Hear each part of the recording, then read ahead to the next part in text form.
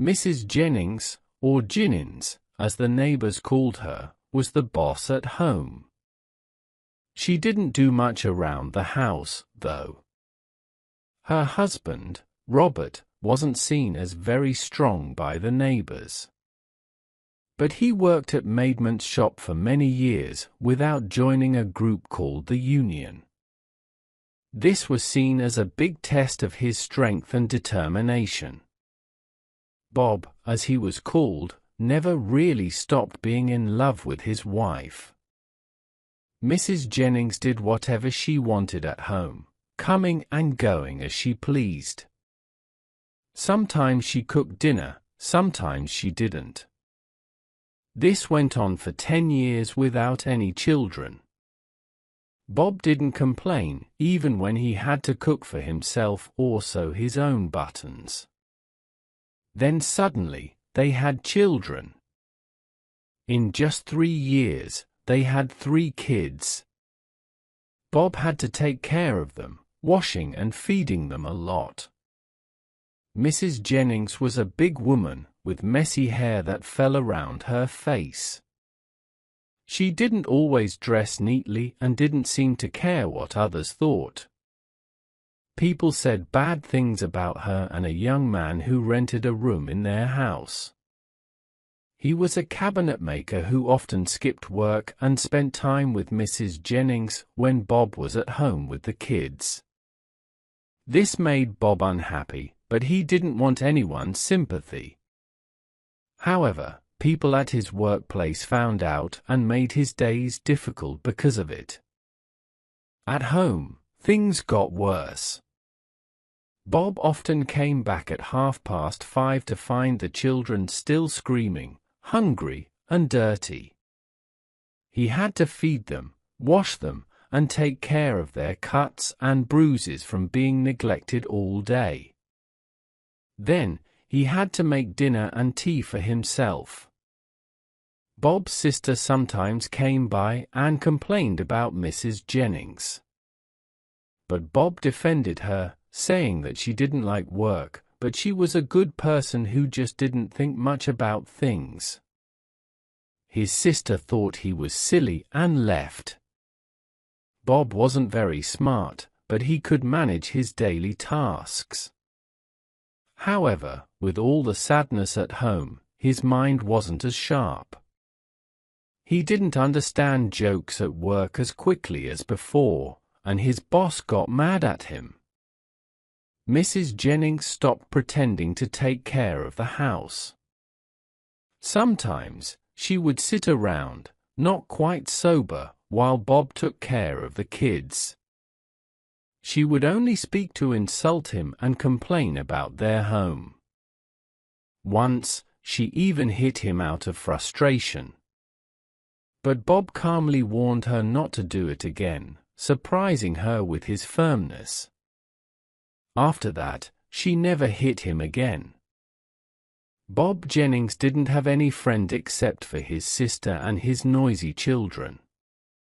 Then, one day, his wife disappeared with another man, taking some of their things.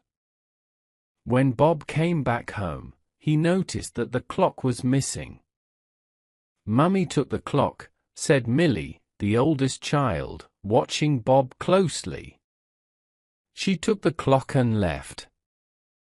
And she took the flowers too." Bob lit a lamp and looked around the house. Some things were missing, and his wife's clothes were gone. The lodger wasn't there either, and his room was empty except for a clean spot where his box used to be. Feeling confused, Bob went back to the front door and looked around. Some nosy neighbors watched him from their houses. He went back inside, still unsure of what had happened. "I don't know," he said, rubbing his ear. He felt thirsty and looked around the room.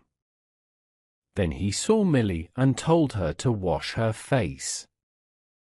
Bob put the children to bed early and went out. The next morning, when his sister came over, Bob still hadn't returned. he wasn't seen at work all day. When he finally came back home in the evening, he looked tired and dirty. He started getting things ready to wash the children, but his sister told him that she had already taken care of them. Bob seemed unsure and troubled. "I haven't found her yet, Jin," he said.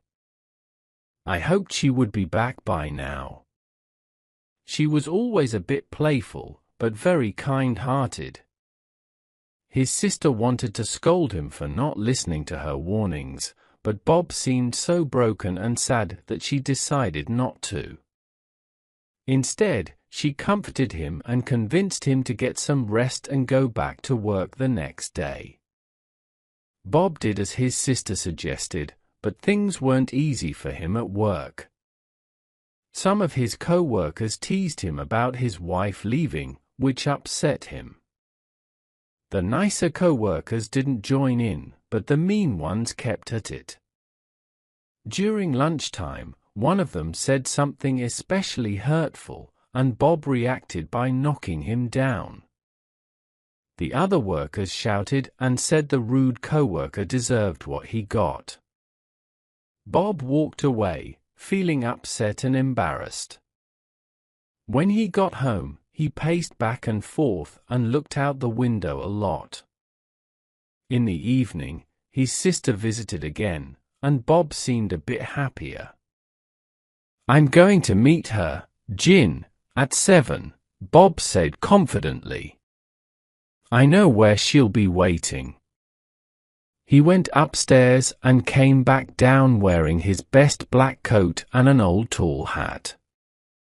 "I haven't worn this hat in years," he said. "But she used to like it." "I'll shave before I go," he added, touching his chin. Bob didn't listen to his sister's advice to stay home, so she followed him from a distance. After he shaved, he walked to the main road where couples strolled. He stopped at a church, pacing back and forth, hoping to see his wife. His sister watched him for a while, then went home. 2 hours later, she returned with her husband. Bob was still there. "Hey, Bob," said his brother-in-law, "come home and go to bed. You'll feel better in the morning." "She hasn't shown up," Bob complained. "But she'll come tomorrow. She sometimes liked to play tricks, but she was kind-hearted." But she didn't come the next evening, or the next, or the one after that. Bob remained hopeful, saying, "Something must have stopped her tonight, but she'll come tomorrow. I'll wear a blue tie like she used to like. I won't miss her tomorrow. I'll come a bit earlier." So it continued. His black coat got worn out, and some rude boys kept knocking his hat over his eyes. He cried over the hat, but tried to fix it. Would she come? Night after night, he wondered. But maybe tomorrow,